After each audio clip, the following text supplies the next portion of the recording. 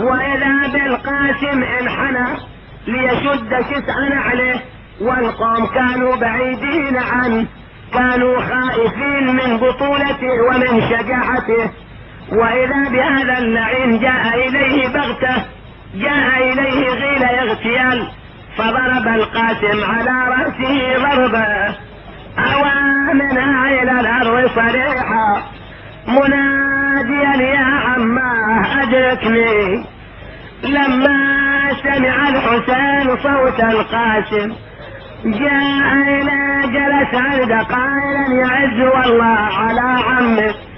ان تدعوه فلا يجيبك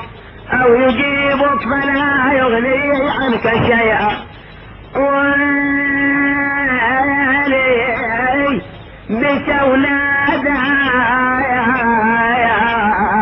يا جاسم شبيدي، يا ريت السيف قبلك حز ولدي، هانلكم تخلوني وحادي على خيمي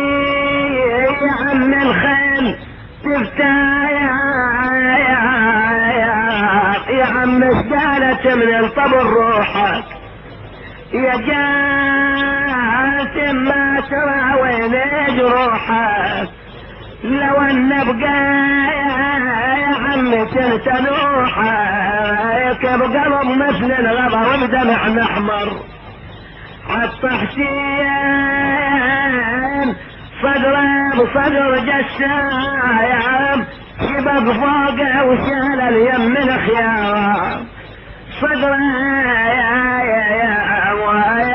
بصدر عمه وخطب الاجدار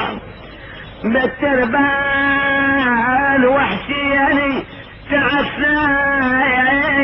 رجابه ومدده ما بين صوته جاء به الى جنب ولدي علي